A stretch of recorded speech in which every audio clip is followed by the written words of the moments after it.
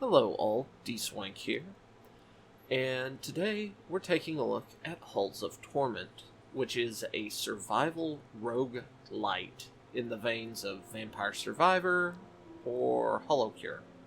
It's still in early access and runs about $5 on Steam. You can find it for sale cheaper during sales and things like that. I like this type of game. They're difficult, but always seem fair. It really, the balance on it to make it feel like the player isn't being overwhelmed, or that there is a point where you are able to fight back solidly, just feels like a run or two away. And I really enjoy that kind of feeling from these games.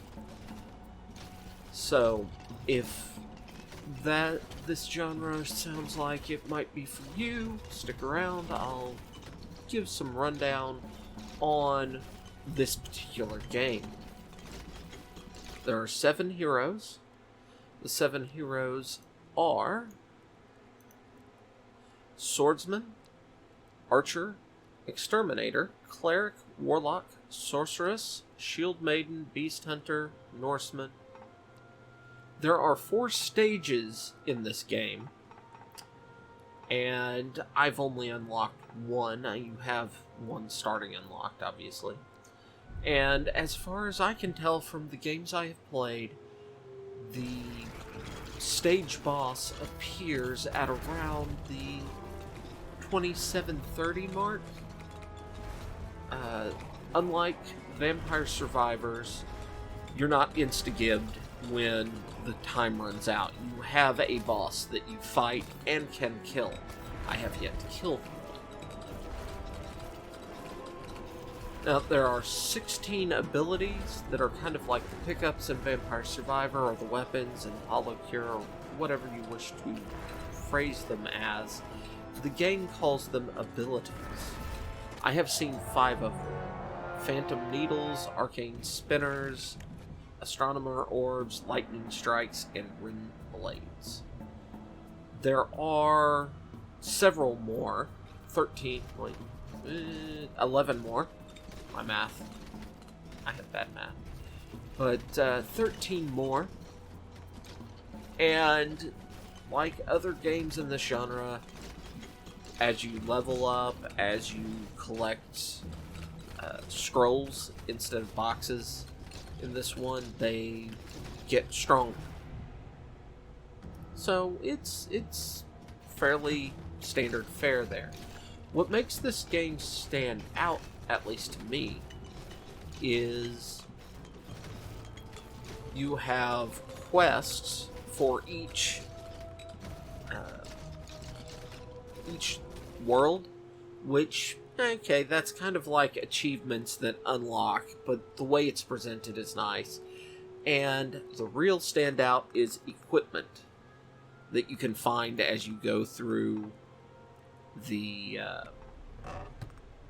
world. You get equipment chests, which you can have them unlocked in the world, just sitting there. You can have high-end chest drop on agony mode, which is like the hard mode for each hull. But you have 7 equipment slots that are kind of your standard equipment slots. Okay, I miscounted. Oh, you can have 2 rings. There we go. You have footwear, garment, gloves, headwear, necklace, and 2 rings. There we go. And you can